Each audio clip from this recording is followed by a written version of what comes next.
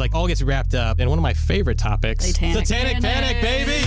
From the creators of 13, a new podcast about books. This girl's mother just died, and her father moves her to the clown town. Sure does. Yeah, mostly about books. I'm trying to be the kind of guy that can get away with like saying baby. Write in and hurt Ian's feelings if you don't like the baby. Search Edging wherever you get your podcasts or go to edgingthepodcast.com. If somebody's throwing frozen meatballs into the well, you better run. Have you ever been listening to a creepy ghost story or haunting history and you're like, damn, this is so enjoyable, but I wish my friends were here so we could experience it together? That's us. We're your girls, and we'll bring the snacks when you join us on I Scream, You Scream, the podcast where we serve up chilling stories with a side of our favorite ice cream. Every month, we pick a new flavor of ice cream and a new topic to go along with it. Werewolves, poison, cemeteries, you name it. From deep dives into stories we all thought we knew to your real-world experiences, at this ice cream party, we always get to the bottom of the bowl. Cozy up with us every Tuesday for your weekly scoop of the most chilling histories, mysteries, and paranormal perplexities. Until then, keep it cool. And keep it creepy.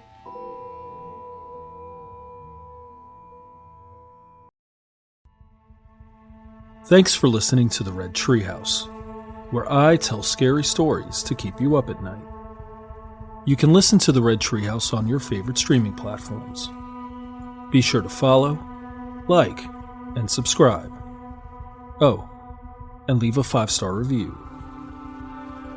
And now, you can find the Red Treehouse on Patreon. Join the Red Treehouse community for as little as $3 per month and receive exclusive member benefits.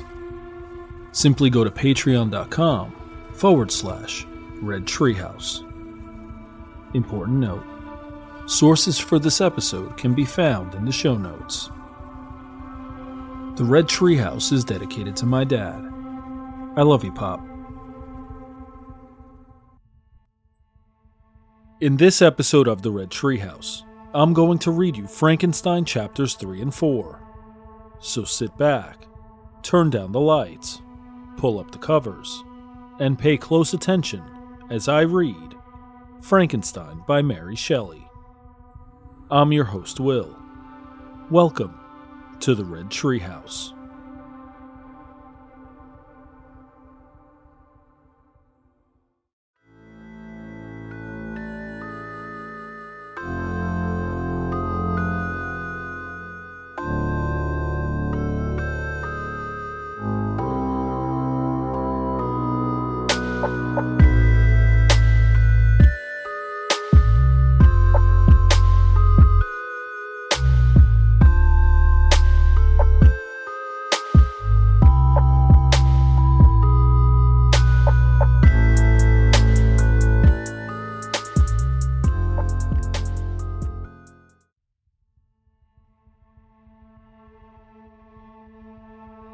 Frankenstein Chapter 3.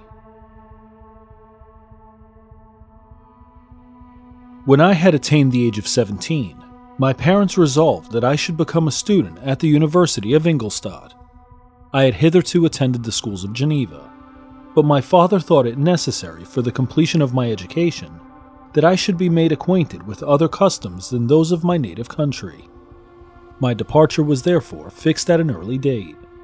But before the day resolved upon could arrive, the first misfortune of my life occurred, an omen, as it were, of my future misery. Elizabeth had caught the scarlet fever. Her illness was severe, and she was in the greatest danger. During her illness, many arguments had been urged to persuade my mother to refrain from attending upon her. She had at first yielded to our entreaties, but when she heard that the life of her favorite was menaced, she could no longer control her anxiety. She attended her sickbed. Her watchful attentions triumphed over the malignity of the distemper. Elizabeth was saved, but the consequences of this imprudence were fatal to her preserver. On the third day, my mother sickened. Her fever was accompanied by the most alarming symptoms, and the looks of her medical attendants prognosticated the worst event. On her deathbed, the fortitude and benignity of this best of women did not desert her. She joined the hands of Elizabeth and myself. My children, she said, My firmest hopes of future happiness were placed on the prospect of your union. This expectation will now be the consolation of your father. Elizabeth, my love, you must supply my place to my younger children. Alas, I regret that I am taken from you, and happy and beloved as I have been, is it not hard to quit you all? But these are not thoughts befitting me. I will endeavor to resign myself cheerfully to death, and will indulge a hope of meeting you in another world. She died calmly, and her countenance expressed affection even in death. I need not describe the feelings of those whose dearest ties are rent by that most irreparable evil, the void that presents itself to the soul, and the despair that is exhibited on the countenance. It is so long before the mind can persuade itself that she whom we saw every day, and whose very existence appeared a part of our own, can have departed forever, that the brightness of a beloved eye can have been extinguished, and the sound of a voice so familiar and dear to the ear can be hushed, never more to be heard. These are the reflections of the first days.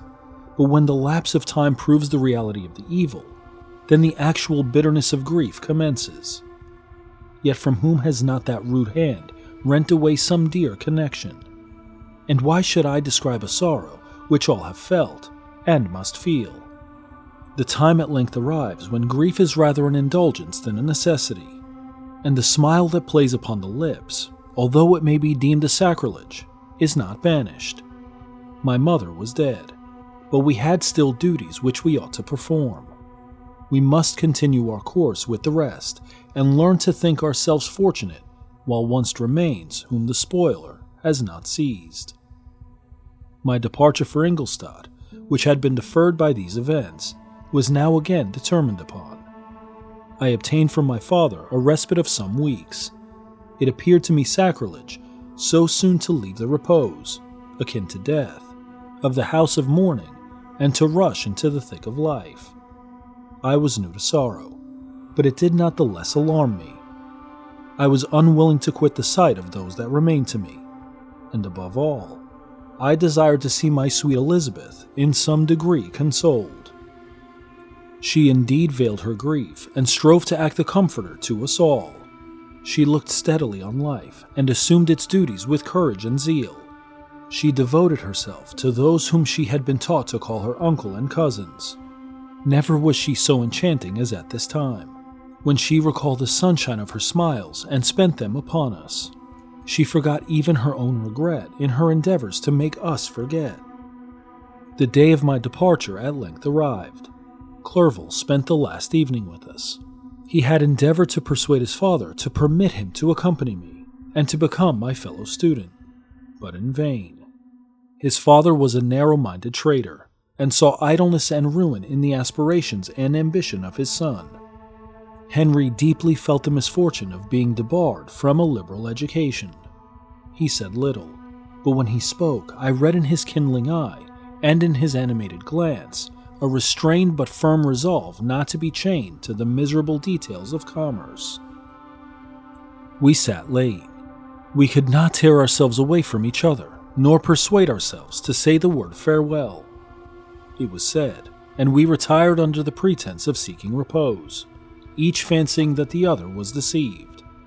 But when at morning's dawn I descended to the carriage which was to convey me away, they were all there. My father again to bless me, Clerval to press my hand once more, my Elizabeth to renew her entreaties that I would write often, and to bestow the last feminine attentions on her playmate and friend. I threw myself into the chaise that was to convey me away, and indulged in the most melancholy reflections. I, who had ever been surrounded by amiable companions, continually engaged in endeavoring to bestow mutual pleasure, I was now alone.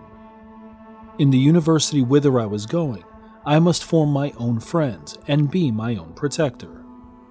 My life had hitherto been remarkably secluded and domestic, and this had given me invincible repugnance to new countenances. I loved my brothers, Elizabeth and Clerval.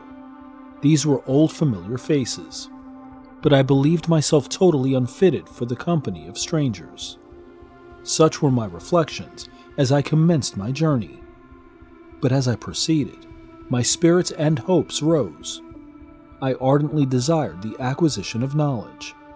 I had often, when at home, thought it hard to remain during my youth cooped up in one place, and had longed to enter the world and take my station among other human beings. Now my desires were complied with, and it would, indeed, have been folly to repent. I had sufficient leisure for these and many other reflections during my journey to Ingolstadt, which was long and fatiguing. At length, the high white steeple of the town met my eyes. I alighted and was conducted to my solitary apartment to spend the evening as I pleased. The next morning, I delivered my letters of introduction and paid a visit to some of the principal professors. Chance, or rather the evil influence, the angel of destruction, which asserted omnipotent sway over me from the moment I turned my reluctant steps from my father's door, led me first to M. Krempe, professor of natural philosophy. He was an uncouth man, but deeply imbued in the secrets of his science. He asked me several questions concerning my progress in the different branches of science appertaining to natural philosophy. I replied carelessly, and partly in contempt, mentioned the names of my alchemists as the principal authors I had studied.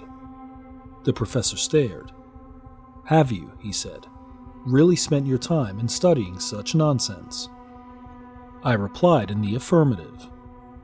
"Every minute," continued M. Krempe with warmth, "every instant that you have wasted on these books is utterly and entirely lost. You have burdened your memory with exploded systems and useless names. Good God, in what desert land have you lived, where no one was kind enough to inform you that these fancies which you have so greedily imbibed are 1,000 years old, and as musty as they are ancient? I little expected, in this enlightened and scientific age, to find a disciple of Albertus Magnus and Paracelsus. My dear sir, you must begin your studies entirely anew." So saying, he stepped aside and wrote down a list of several books treating of natural philosophy, which he desired me to procure, and dismissed me after mentioning that in the beginning of the following week, he intended to commence a course of lectures upon natural philosophy in its general relations, and that M. Waldman, a fellow professor, would lecture upon chemistry the alternate days that he omitted. I returned home not disappointed, for I have said that I had long considered those authors useless whom the professor reprobated. But I returned not all the more inclined to recur to these studies in any shape. M. Krempe was a little squat man with a gruff voice and a repulsive countenance. The teacher, therefore, did not prepossess me in favor of his pursuits. In rather a too philosophical and connected a strain, perhaps, I have given an account of the conclusions I had come to concerning them in my earlier years. As a child, I had not been content with the results promised by the modern professors of natural science, with a confusion of ideas only to be accounted for by my extreme youth and my want of a guide on such matters. I had retrod the steps of knowledge along the paths of time, and exchanged the discoveries of recent inquirers for the dreams of forgotten alchemists. Besides, I had a contempt for the uses of modern natural philosophy. It was very different when the masters of the science sought immortality and power. Such views, although futile, were grand. But now the scene was changed. The ambition of the inquirer seemed to limit itself to the annihilation of those visions on which my interest in science was chiefly founded. I was required to exchange chimeras of boundless grandeur for realities of little worth. Such were my reflections during the first 2 or 3 days of my residence at Ingolstadt, which were chiefly spent in becoming acquainted with the localities and the principal residents in my new abode. But as the ensuing week commenced, I thought of the information which M. Krempe had given me concerning the lectures, and although I could not consent to go and hear that little conceited fellow deliver sentences out of a pulpit, I recollected what he had said of M. Waldman, whom I had never seen, as he had hitherto been out of town. Partly from curiosity and partly from idleness, I went into the lecturing room, which M. Waldman entered shortly after. This professor was very unlike his colleague. He appeared about 50 years of age, but with an aspect expressive of the greatest benevolence. A few gray hairs covered his temples, but those at the back of his head were nearly black. His person was short but remarkably erect, and his voice the sweetest I had ever heard. He began his lecture by a recapitulation of the history of chemistry and the various improvements made by different men of learning, pronouncing with fervor the names of the most distinguished discoverers. He then took a cursory view of the present state of the science and explained many of its elementary terms. After having made a few preparatory experiments, he concluded with a panegyric upon modern chemistry, the terms of which I shall never forget. "The ancient teachers of this science," said he, "promised impossibilities and performed nothing. The modern masters promise very little. They know that metals cannot be transmuted and that the elixir of life is a chimera, but these philosophers, whose hands seem only made to dabble in dirt, and their eyes to pore over the microscope or crucible, have indeed performed miracles. They penetrate into the recesses of nature, and show how she works in her hiding places. They ascend into the heavens. They have discovered how the blood circulates, and the nature of the air we breathe. They have acquired new and almost unlimited powers. They can command the thunders of heaven, mimic the earthquake, and even mock the invisible world with its own shadows." Such were the professor's words. Rather, let me say such the words of the fate, announced to destroy me. As he went on, I felt as if my soul were grappling with a palpable enemy. One by one, the various keys were touched which formed the mechanism of my being. Chord after chord was sounded, and soon my mind was filled with one thought, one conception, one purpose. "So much has been done," exclaimed the soul of Frankenstein. "More, far more will I achieve. Treading in the steps already marked, I will pioneer a new way, explore unknown powers, and unfold to the world the deepest mysteries of creation." I closed not my eyes that night. My internal being was in a state of insurrection and turmoil. I felt that order would thence arise, but I had no power to produce it. By degrees, after the morning's dawn, sleep came. I awoke, and my yesternight's thoughts were as a dream. There only remained a resolution to return to my ancient studies and to devote myself to a science for which I believed myself to possess a natural talent. On the same day, I paid M. Waldman a visit. His manners in private were even more mild and attractive than in public, for there was a certain dignity in his mien during his lecture, which in his own house was replaced by the greatest affability and kindness. I gave him pretty nearly the same account of my former pursuits as I had given to his fellow professor. He heard with attention the little narration concerning my studies, and smiled at the names of Cornelius Agrippa and Paracelsus, but without the contempt that M. Krempe had exhibited. He said that these were men to whose indefatigable zeal modern philosophers were indebted for most of the foundations of their knowledge. They had left to us, as an easier task, to give new names and arrange in connected classifications the facts which they in a great degree had been the instruments of bringing to light. The labors of men of genius, however erroneously directed, scarcely ever fail in ultimately turning to the solid advantage of mankind. I listened to his statement, which was delivered without any presumption or affectation, and then added that his lecture had removed my prejudices against modern chemists. I expressed myself in measured terms, with the modesty and deference due from a youth to his instructor, without letting escape, inexperience in life would have made me ashamed, any of the enthusiasm which stimulated my intended labors. I requested his advice concerning the books I ought to procure. "I am happy," said M. Waldman, "to have gained a disciple, and if your application equals your ability, I have no doubt of your success. Chemistry is that branch of natural philosophy in which the greatest improvements have been and may be made. It is on that account that I have made it my peculiar study. But at the same time, I have not neglected the other branches of science. a man would make but a very sorry chemist if he attended to that department of human knowledge alone. If your wish is to become really a man of science, and not merely a petty experimentalist, I should advise you to apply to every branch of natural philosophy, including mathematics.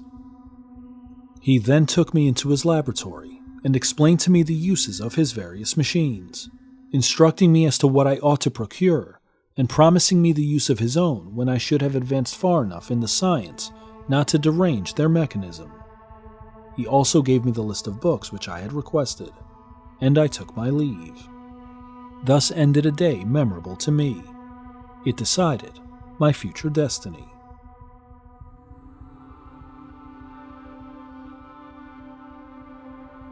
Chapter 4. From this day, natural philosophy, and particularly chemistry, in the most comprehensive sense of the term, became nearly my sole occupation. I read with ardor those works, so full of genius and discrimination, which modern inquirers have written on these subjects. I attended the lectures and cultivated the acquaintance of the men of science of the university, and I found even in M. Krempe a great deal of sound sense and real information, combined, it is true, with a repulsive physiognomy and manners, but not on that account the less valuable. In M. Waldman I found a true friend. His gentleness was never tinged by dogmatism, and his instructions were given with an air of frankness and good nature that banished every idea of pedantry. In 1,000 ways, he smoothed for me the path of knowledge, and made the most abstruse inquiries clear and facile to my apprehension.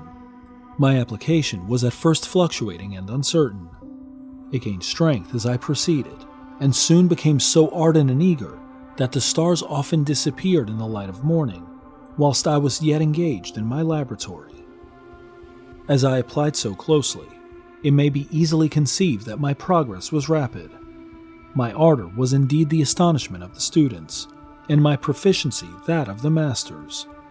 Professor Krempe often asked me, with a sly smile, how Cornelius Agrippa went on, whilst M. Waldman expressed the most heartfelt exultation in my progress. 2 years passed in this manner, during which I paid no visit to Geneva, but was engaged, heart and soul, in the pursuit of some discoveries which I hope to make. None but those who have experienced them can conceive of the enticements of science. In other studies, you go as far as others have gone before you, and there is nothing more to know. But in a scientific pursuit, there is continual food for discovery and wonder. A mind of moderate capacity which closely pursues one study must infallibly arrive at great proficiency in that study. And I, who continually sought the attainment of one object of pursuit, and was solely wrapped up in this, improved so rapidly that at the end of 2 years I made some discoveries in the improvement of some chemical instruments, which procured me great esteem and admiration at the university. When I had arrived at this point, and had become as well acquainted with the theory and practice of natural philosophy as depended on the lessons of any of the professors at Ingolstadt, my residence there being no longer conducive to my improvements, I thought of returning to my friends in my native town, when an incident happened that protracted my stay. One of the phenomena which had attracted my attention was the structure of the human frame, and indeed, any animal endued with life. Whence I often asked myself, did the principle of life proceed? It was a bold question, and one which has ever been considered as a mystery. Yet with how many things are we upon the brink of becoming acquainted, if cowardice or carelessness did not restrain our inquiries? I resolved these circumstances in my mind, and determined thenceforth to apply myself more particularly to those branches of natural philosophy which relate to physiology. Unless I had been animated by an almost supernatural enthusiasm, my application to this study would have been irksome and almost intolerable. To examine the causes of life, we must first have recourse to death. I became acquainted with the science of anatomy, but this was not sufficient. I must also observe the natural decay and corruption of the human body. In my education, my father had taken the greatest precautions that my mind should be impressed with no supernatural horrors. I do not even remember to have trembled at a tale of superstition, or to have feared the apparition of a spirit. Darkness had no effect upon my fancy, and a churchyard was to me merely the receptacles of bodies deprived of life, which, from being the seat of beauty and strength, had become food for the worm. Now I was led to examine the cause and progress of this decay, and forced to spend days and nights in vaults and charnel houses. My attention was fixed upon every object, the most insupportable to the delicacy of the human feelings. I saw how the fine form of man was degraded and wasted. I beheld the corruption of death succeed to the blooming cheek of life. I saw how the worm inherited the wonders of the eye and brain. I paused, examining and analyzing all the minutiae of causation, as exemplified in the change from life to death, and death to life, until from the midst of this darkness a sudden light broke in upon me. A light so brilliant and wondrous, yet so simple, that while I became dizzy with the immensity of the prospect which it illustrated, I was surprised that among so many men of genius who had directed their inquiries towards the same science, that I alone should be reserved to discover so astonishing a secret. Remember, I am not recording the vision of a madman. The sun does not more certainly shine in the heavens than that which I now affirm is true. Some miracle might have produced it, yet the stages of the discovery were distinct and probable. After days and nights of incredible labor and fatigue, I succeeded in discovering the cause of generation and life. Nay, more, I became myself capable of bestowing animation upon lifeless matter. The astonishment which I had at first experienced on this discovery soon gave place to delight and rapture. After so much time spent in painful labor, to arrive at once at the summit of my desires was the most gratifying consummation of my toils. But this discovery was so great and overwhelming that all the steps by which I had been progressively led to it were obliterated, and I beheld only the result. What had been the study and desire of the wisest men since the creation of the world was now within my grasp. Not that, like a magic scene, it all opened upon me at once. The information I had obtained was of a nature rather to direct my endeavors so soon as I should point them towards the object of my search, than to exhibit that object already accomplished. I was like the Arabian who had been buried with the dead and found a passage to life, aided only by one glimmering and seemingly ineffectual light. I see by your eagerness and the wonder and hope which your eyes express, my friend, that you expect to be informed of the secret with which I am acquainted. That cannot be. Listen patiently until the end of my story, and you will easily perceive why I am reserved upon that subject.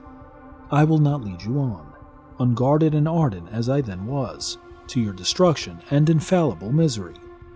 Learn from me, if not by my precepts, at least by my example, how dangerous is the acquirement of knowledge, and how much happier that man is who believes his native town to be the world, than he who aspires to become greater than his nature will allow.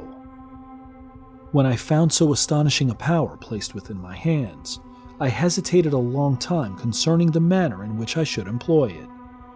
Although I possessed the capacity of bestowing animation, yet to prepare a frame for the reception of it, with all its intricacies of fibers, muscles, and veins, still remained a work of inconceivable difficulty and labor. I doubted at first whether I should attempt the creation of a being like myself, or one of simpler organization. But my imagination was too much exalted by my first success to permit me to doubt of my ability to give life to an animal as complex and wonderful as man. The materials at present within my command hardly appeared adequate to so arduous an undertaking, but I doubted not that I should ultimately succeed. I prepared myself for a multitude of reverses. My operations might be incessantly baffled, and at last my work be imperfect. Yet when I considered the improvement which every day takes place in science and mechanics, I was encouraged to hope my present attempts would at least lay the foundations of future successes. Nor could I consider the magnitude and complexity of my plan as any argument of its impracticality. It was with these feelings that I began the creation of a human being. As the minuteness of the parts formed a great hindrance to my speed, I resolved, contrary to my first intention, to make the being of a gigantic stature, that is to say, about 8 feet in height, and proportionably large. After having formed this determination, and having spent some months in successfully collecting and arranging my materials, I began. No one can conceive the variety of feelings which bore me onwards, like a hurricane, in the first enthusiasm of success. Life and death appeared to me ideal bounds, which I should first break through, and pour a torrent of light into our dark world. A new species would bless me as its creator and source. Many happy and excellent natures would owe their being to me. No father could claim the gratitude of his child so completely as I should deserve theirs. Pursuing these reflections, I thought that if I could bestow animation upon lifeless matter, I might in process of time, although I now found it impossible, renew life where death had apparently devoted the body to corruption. These thoughts supported my spirits, while I pursued my undertaking with unremitting ardor. My cheek had grown pale with study, and my person had become emaciated with confinement. Sometimes, on the very brink of certainty, I failed, yet still I clung to the hope which the next day or the next hour might realize. One secret which I alone possessed was the hope to which I had dedicated myself, and the moon gazed on my midnight labors, while with unrelaxed and breathless eagerness, I pursued nature to her hiding places. Who shall conceive the horrors of my secret toil, as I dabbled among the unhallowed damps of the grave, or tortured the living animal to animate the lifeless clay? My limbs now tremble, and my eyes swim with the remembrance. But then a resistless and almost frantic impulse urged me forward. I seemed to have lost all soul or sensation, but for this one pursuit. It was indeed but a passing trance, that only made me feel with renewed acuteness so soon as, the unnatural stimulus ceasing to operate, I had returned to my old habits. I collected bones from houses, and disturbed with profane fingers the tremendous secrets of the human frame. In a solitary chamber, or rather cell, at the top of the house, and separated from all the other apartments by a gallery and staircase, I kept my workshop of filthy creation. My eyeballs were starting from their sockets in attending to the details of my employment. The dissecting room and the slaughterhouse furnished many of my materials, and often did my human nature turn with loathing from my occupation, whilst still urged on by an eagerness which perpetually increased. I brought my work near to a conclusion. The summer months passed while I was thus engaged, heart and soul, in one pursuit. It was a most beautiful season. Never did the fields bestow a more plentiful harvest, or the vines yield a more luxuriant vintage. But my eyes were insensible to the charms of nature, and the same feelings which made me neglect the scenes around me caused me also to forget those friends who were so many miles absent, and whom I had not seen for so long a time. I knew my silence disquieted them, and I well remembered the words of my father. I know that while you are pleased with yourself, you will think of us with affection, and we shall hear regularly from you. You must pardon me if I regard any interruption in your correspondence as a proof that your other duties are equally neglected. I knew well, therefore, what would be my father's feelings, but I could not tear my thoughts from my employment, loathsome in itself, but which had taken an irresistible hold of my imagination. I wished, as it were, to procrastinate all that related to my feelings of affection until the great object, which swallowed up every habit of my nature, should be completed. I then thought that my father would be unjust if he ascribed my neglect to vice or faultiness on my part, but I am now convinced that he was justified in conceiving that I should not be altogether free from blame. A human being in perfection ought always to preserve a calm and peaceful mind, and never to allow passion or a transitory desire to disturb his tranquility.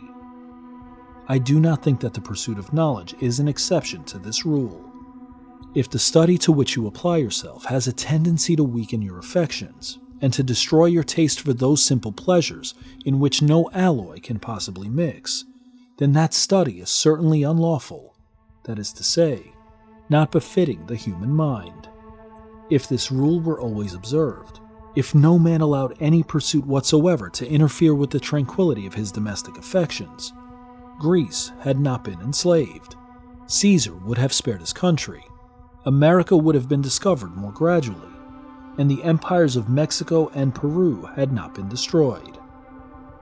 But I am forgetting that I am moralizing in the most interesting part of my tale, and your looks remind me to proceed. My father made no reproach in his letters, and only took notice of my silence by inquiring into my occupations more particularly than before. Winter, spring, and summer passed away during my labors, but I did not watch the blossom or the expanding leaves, sights which before always yielded me supreme delight, so deeply was I engrossed in my occupation. The leaves of that year had withered before my work drew near to a close, and now every day showed me more plainly how well I had succeeded. But my enthusiasm was checked by my anxiety, and I appeared rather like one doomed by slavery to toil in the mines, or any other unwholesome trade, than an artist occupied by his favorite employment. Every night I was oppressed by a slow fever, and I became nervous to a most painful degree. The fall of a leaf startled me, and I shunned my fellow creatures as if I had been guilty of a crime. Sometimes I grew alarmed at the wreck I perceived that I had become. The energy of my purpose alone sustained me. My labors would soon end, and I believed that exercise and amusement would then drive away incipient disease. And I promised myself both of these when my creation should be complete.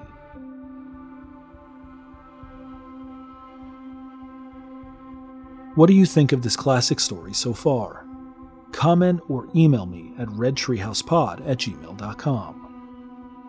As we turn down the lights on this episode, make plans to join me next time as I read Frankenstein, chapters 5 and 6.